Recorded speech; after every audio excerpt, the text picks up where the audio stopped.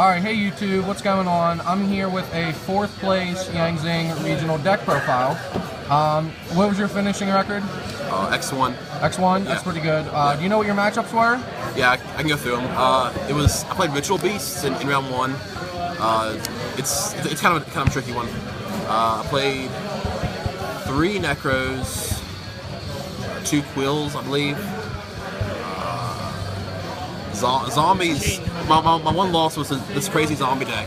It would just go Level Chain, like triple the Level Chain, and just kill you. It was like Blue Leonardi and stuff. Yeah, he ended up getting 3rd place going X1 as well. Yeah, it was really crazy. Other than that, like I said, it was You played a salty Chainburn player. I did. I played Chamber in the last round. Tried to shark me. It was awful. And one Burning Abyss. So those are my matchups. And your loss was, you said, just the zombies? Yeah, that's the one. That's awesome. Let's hop right into the deck profile, buddy.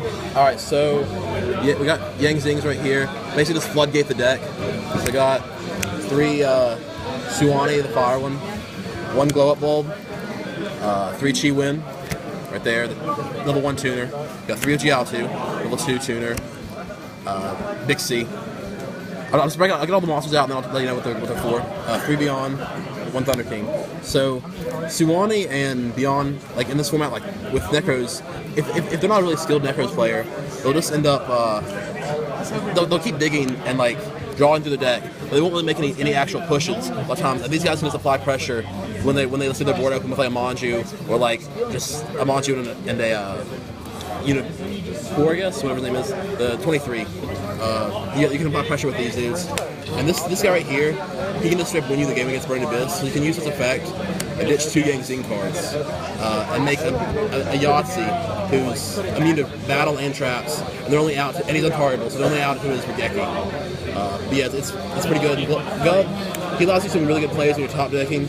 Like I said, he can help make these guys into actual threats sometimes when you're just trying to apply pressure. Because this deck really you can't outspeed or try to overpower anybody. You gotta play the control the whole time.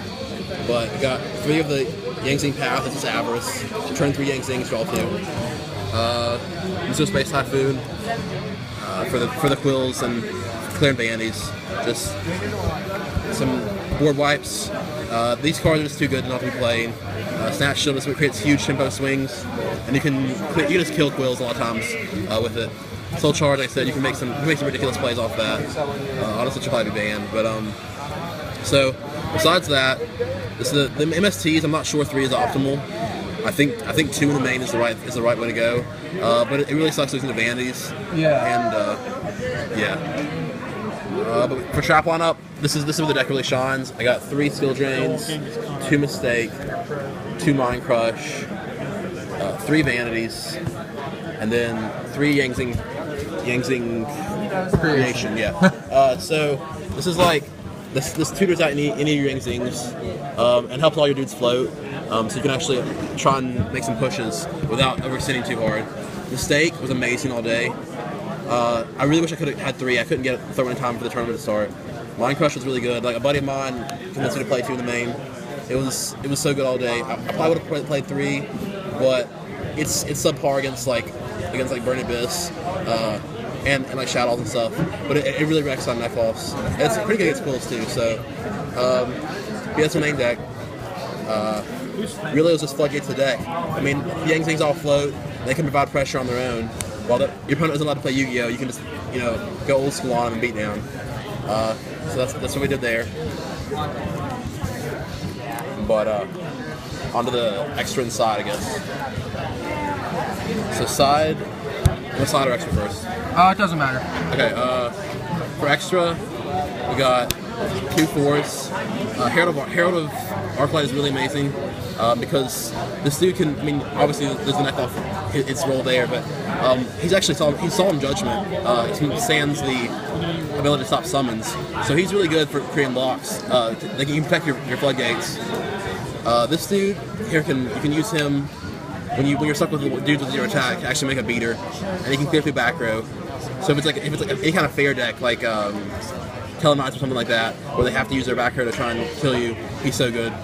Got Black Rose for clearing boards, for clearing the pendulums of Quillforts, Goyo and Vulcan the Divine. Goyo is so good against so like most rogue things, and Vulcan's really good problem solving. A lot of times they'll have just something that you can't clear, and he can just get rid of it. Crimson Blader, he didn't really come up much today, but I thought he'd be pretty good if you can get him off against Necros. A lot of times you can just win, and he's not too bad in the quill matchup either. That's where he really shines. 2 Baxia. I mean, when he's summoned, if you manage to resolve him, like there's not a lot of decks you can do. The thing all day to remember with this deck is to make sure when you're playing against Necros, make sure they leave a monster on board. You want to bring him on defense mode and clear all their stuff except for one. That way they can't use their mirrors in grave to recur advantage, and you can build up advantage with him every turn passively, and eventually. Did you ever get the Baxia Herald loop down? Yeah. Like with Baxia, you can Herald can negate, tribute stuff to negate anything besides a summon. And then Baxia can once per turn pop one of your cards, and bring back level 4. So you can just reuse them every turn. You got Yahtzees. He's shining against Burning Abyss and against Quillforts. His ability to be Scrap Dragon, trigger all your dudes while being immune to target and everything makes him so good. Start a Spark with Vanities or Mistake, anything like that. He works wonders. Leo and Scrap Dragon were the 2 iffy ones. Leo came up once today, but not really. And Scrap Dragon really should be a Thought Ruler or Archfiend. I don't really have any reasoning on these 2 dudes. Honestly, I mean, they were just in there. That's all I got. But side, we have Book of Moon for clearing Gin Locks and for Burning Abyss, setting their dudes down. Imperial on Wall, it stops Infernoids in their tracks. Ritual Beasts, likewise. And it's not bad in the Necros mirror. I mean, against Necros either to stop their mirrors from resolving. I got like basic real traps, Air Forces, Bottomless, and Torrential against Quills because my Floodgate, like Seal Drain's advantages aren't so optimal against them. So you have to set those out and actually provide you some protection against them. It's pretty good to buy through some turns. And we got the hands here. They're for Quills. And they're really good for clearing the scales. Honestly, I would play some Fairy Winds, but I couldn't get a hold of them. But these dudes, they do pretty good. Maxi, Stop Burning Abyss, stuff like that.